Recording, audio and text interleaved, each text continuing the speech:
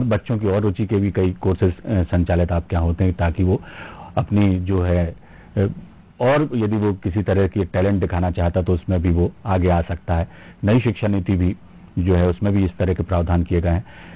नई शिक्षा नीति जो मध्य प्रदेश में लागू की गई है, उसको लेकर आप क्या सोच रखते हैं और किस तरह से देखते हैं कि वो छात्रों के भविष्य को लेकर कितनी कारगर सिद्ध हो सकती है? सबसे पहले तो मैं अप्रिशिएट करूंगा कि एनईपी को लाया गया, लेट हो गया, मतलब ये और पहले आ जाना चाहिए था, क्योंकि जो प्रावधान एनईपी में किए गए हैं मुझे लगता है ये बहुत अच्छे प्रावधान होंगे और भविष्य में इसके रिजल्ट्स बहुत अच्छे आने वाले हैं।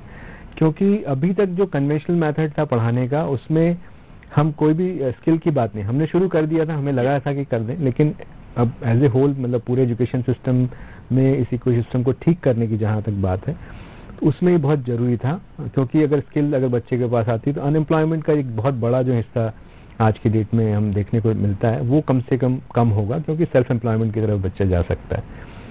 दूसरा, हम अपनी जड़ों से, अपनी संस्कृति, अपने समाज से बहुत दूर हो गए थे और समाज से तो बहुत ही कट गए थे। वो भी कुछ कोर्सेज ऐड हुए हैं कि मतलब एक आपको जो कंपोनेंट्स हैं उसमें आपका एक कोर सब्जेक्ट है जो कि मेजर होगा, एक माइनर सब्जेक्ट होगा, फिर आपको समाज से सरोकार के सब्जेक्ट और एबिलिटी के सब्जेक्ट्स होंगे और एक स्किल का सब्जेक्ट होगा। तो ये लगभग कॉम्प्रिहेंसिव एक पैकेज है जिसमें कि बच्चे का ओवरऑल डेवलपमेंट, होलिस्टिक डेवलपमेंट की जो बात करते हैं वो हो सकता है इसमें। और हम लोग तो खैर एक्सपेरिमेंट कर चुके हैं और इसका परिणाम भी हम लोग के सामने है। तो ये एक अच्छा स्टेप है और मुझे लगता है कि हम लोग ने शुरू कर दिया है। अभी रिसेंट लॉन्च भी हुआ था हमारे मध्य प्रदेश में, नेशनल लेवल पे तो बहुत एक साल पहले लॉन्च हो गया। और जो एक सबसे बड़ी कमी हमारे इस एजुकेशन सिस्टम में रिसर्च को लेके थी, रिसर्च पॉइंट ऑफ माइंड नहीं क्रिएट कर पाते थे हम, वो इस बार अब होगा। अब ये हुआ ये है कि जो नॉर्मल कोर्स है, अगर ग्रेजुएशन स्टूडेंट कर रहा है तो उसको 3 साल ग्रेजुएशन के कोर्स करेगा, ग्रेजुएट हो सकता है, लेकिन अगर उसको रिसर्च में आगे बढ़ना है तो वो 1 साल का ऑनर्स करेगा और रिसर्च में ऑनर्स होगा। और पीजी करना चाहता है रिसर्च में तो 1 साल और करके वो पीजी रिसर्च का कर लेगा। पहले इसको एमफिल कहा जाता था, लेकिन अब इसको एक फॉर्मल सिस्टम में लिया गया है और इसमें एक बेंचमार्किंग भी की है कि जिनके 75% मार्क्स आएंगे वही आगे जा पाएंगे रिसर्च में। तो एक जो रिसर्च को लेके गैप हमारे यहाँ है उसको मुझे लगता है कि हम फिल कर पाएंगे। और जो एक जो एम्प्लॉयमेंट गैप जो इस समय दिखता है हमें, वो शायद कम कर पाएंगे स्किल एनहांसमेंट के रूप में। और समाज से जोड़ना बहुत जरूरी है क्योंकि बच्चे बहुत दूर हो चुके हैं समाज से, हमारे अपनी संस्कृति से बहुत दूर हो गए। तो मुझे लगता है ये जोड़ेंगे तो ज्यादा बेहतर रिजल्ट हम लोग को भविष्य में मिलेंगे। डॉक्टर साहब, अभी तकरीबन 2 साल हो गए हैं, हमारा पूरा देश जो है कोरोना से जूझ रहा है और इसमें सबसे ज्यादा यदि कुछ नुकसान हुआ है तो बच्चों की पढ़ाई का नुकसान हुआ है। शिक्षा के क्षेत्र में जो है इसने बहुत एक डेंट लगाने का काम किया है कोरोना ने। परिस्थितियां ही कुछ ऐसी थी।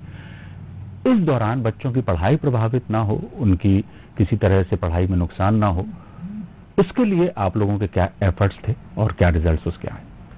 देखिए, फेस टू फेस का कोई कंपैरिजन नहीं है अभी भी, है ना। हमारे यहाँ तो गुरुकुल में था कि हम आमने सामने बैठे और दिन प्रतिदिन जो गुरु आदेश करें वैसा करें, वैसा ही मुझे लगता है कि होना चाहिए। लेकिन परिस्थितियां ऐसी नहीं थी कि जिसमें हम ये कर पाए। लेकिन हम लोग ने जो किया वो मेरे ख्याल से मेरे को बताने में अच्छा लगा कि जब पहला लॉकडाउन लगा था 20 मार्च के आसपास, उस समय अचानक बिल्कुल ब्लैकआउट जैसा हो गया था कि हम आगे करें क्या। लेकिन फिर हम लोग ने वही ऑनलाइन मेथड्स में हम लोग ने अपनी पूरी टीम से बात करी, जिसमें मैनेजमेंट के लोग भी थे, टीचर्स भी थे, एडमिन के लोग भी थे, और सबने मिलके डिसाइड किया कि किस तरह से, मतलब एक प्लान बनाया कि किस तरह से होगा। चूंकि एग्जाम का टाइम भी आ गया था, सेमेस्टर के एग्जाम्स होने थे, तो एग्जाम एक था और साथ में कोर्स कंप्लीट करने की भी बात थी। तो उस समय हम लोगों ने लगभग 1 हफ्ते के अंदर और जूम जो प्लेटफॉर्म था उस समय वो अवेलेबल था, उस पर हम लोगों ने क्लासेस अपनी लॉन्च की। बच्चों से संपर्क किया गया कि भाई आपकी कनेक्टिविटी की क्या स्थिति है। फिर हम लोगों ने एक काम और किया उस दौरान कि अगर मान लो कनेक्टिविटी अगर नहीं है तो पढ़ाई हैम्पर होगी, तो हम लोगों ने कुछ वीडियो लेक्चर्स भी रिकॉर्ड किए घर पे, सारे टीचर्स मिलके और अपना अपना वीडियो लेक्चर्स रिकॉर्ड करते थे। और अगर बच्चा अगर उस जूम प्लेटफॉर्म पे नहीं आ पाया तो उसको हम लोग मेल कर देते थे जी। प्लस एक हमारा एक एडवांस प्लान तो नहीं कह सकता मैं, लेकिन हम लोग कर रहे थे इसको, ब्लेंडेड मोड की तैयारी हमारी थी कि हम लोग अपने कंटेंट्स जो थे वेबसाइट पे, लर्निंग मैनेजमेंट सिस्टम हमारे पास पहले से ही था, तो कंटेंट बहुत सारा हमारे पास था जो कि हम लोग वेबसाइट पे रखे हुए थे, तो उनको भी एक्सेस दे दिया गया कि भाई आप पढ़ लीजिए इससे। प्लस वीडियो कंटेंट हम लोगों ने उनको भेजा, क्लासेस भी हम लोगों ने वैसे ही ऑनलाइन चलाई। तो कुछ हद तक हम लोग अपना जो गतिविधियां थी पूरी कर पाए। कई बच्चे थे जिनके पास एक्सेस नहीं था, जो मैंने कहा कि नॉर्थ ईस्ट के भी बच्चे थे, इधर नॉर्थ के भी बच्चे थे जहाँ हिली एरियाज थे, वहाँ शायद नहीं मिल पाए, लेकिन फिर भी कोशिश की गई कि सब तक पहुंच पाए और लगभग हम लोग सफल भी रहे उसमें। फिर एक जैसे ही कोर्स कंप्लीट हुआ तो हम लोग को अब लगा चैलेंज था कि एग्जाम कैसे होगा।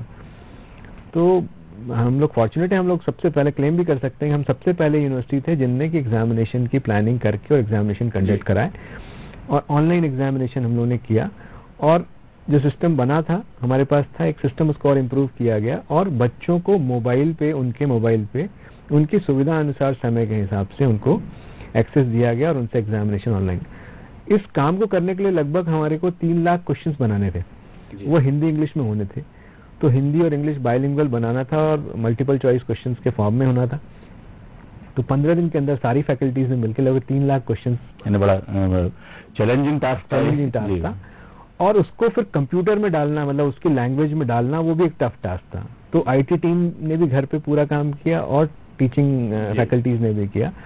तो एक ज्वाइंट एफर्ट था जिससे कि बच्चों का समय पे एग्जाम लिया गया, समय पे रिजल्ट निकाला गया। चूंकि वो फाइनल सेमेस्टर के बच्चे थे, जून में एग्जाम करते तो बच्चों को आगे पढ़ना था या कहीं जॉब्स की बात थी। तो लगभग हम लोगों ने समय पे पूरे एग्जाम्स कंडक्ट किए और आज भी अभी चल रहा है। अभी चूंकि कॉलेजेस अभी भी नहीं खुले, लेकिन अब शायद हम लोग सोचते हैं कि ब्लेंडेड मोड में हम लोग और बेहतर कर पाएंगे या फिर बच्चों को हम लोग बुलाएं। डॉक्टर साहब, चलते चलते आखिरी एक सवाल मैं आपसे पूछना चाहूंगा। इतनी सारी उपलब्धियां, इतना सारा आपने बच्चों के शिक्षा को बेहतर शिक्षा के साथ साथ रोजगार परक शिक्षा देने के लिए जो आपकी यूनिवर्सिटी ने काम किया है, आने वाले फ्यूचर प्लान्स पे मैं चाहूंगा कि आप थोड़ी सी रोशनी डालें और क्या कुछ नया अब रविन्द्रनाथ टैगोर यूनिवर्सिटी में देखने को मिलेगा जो लगता है कि जो औरों से हटके हो। देखिए, टेक्नोलॉजी इंटरवेंशन तो खैर हमारे पास पहले से ही था और उस टेक्नोलॉजी को और अपग्रेड कर रहे हैं और बहुत सारा फोकस अब हम लोग करेंगे इंडस्ट्री के साथ जो काम करने की जो बात है जी, जो कि हमारे देश में कम है, लेकिन बाहर के देशों में हमने एनालिसिस किया, सर्वे किया, तो इंडस्ट्री ओरिएंटेड कोर्सेज की बारे में हम लोग ज़्यादा काम करना चाहते हैं कि इंडस्ट्री में इंडक्ट हो जाए बच्चा, एब्जॉर्ब हो जाए, एक सबसे इम्पोर्टेंट बात है। दूसरा, स्किल्स को लेके और इंक्यूबेशन स्टार्टअप को लेके, क्योंकि हमारे पास एक बड़ा सेटअप है, तो उसको लेके हम लोग सिंसियर हैं और उस पर हम लोग काम करना चाहते हैं। तीसरा, हम लोग का सबसे इम्पोर्टेंट है कि जो लिबरल आर्ट्स को लेके जो एक गैप है मध्य प्रदेश में खासकर, उसको हम लोगों ने फुल करने की कोशिश की है। एक बड़ा सेटअप हम लोगों ने फिजिकल सेटअप अपने यहाँ बनाया है और जैसे मैंने कहा ड्रामेटिक्स के उसमें, पेंटिंग में, आर्ट्स में, म्यूजिक में, इन सब पे हम लोगों ने एक बड़ा प्लान किया है और लॉन्च कर दिया है और बहुत अच्छा रिस्पॉन्स मिला है हम लोग को। और इसमें देश के बड़े नामी गिरामी जो लोग हैं, मतलब जो शिक्षा दीक्षा देंगे, वो लोग शामिल हैं और वो लगभग कोर्सेज मेरे ख्याल से अगले 15 दिन में रोल आउट हो जाएंगे और इनमें बहुत सारे बच्चों को नया कुछ सीखने को मिलेगा। और जो कोर्सेज अभी दिल्ली, बॉम्बे ऐसे बड़े शहरों में थे और छोटे शहरों में उसकी वैल्यू बहुत कम थी, तो उसको हम लोग ने अपग्रेड करके कोशिश की है कि वैसा हो।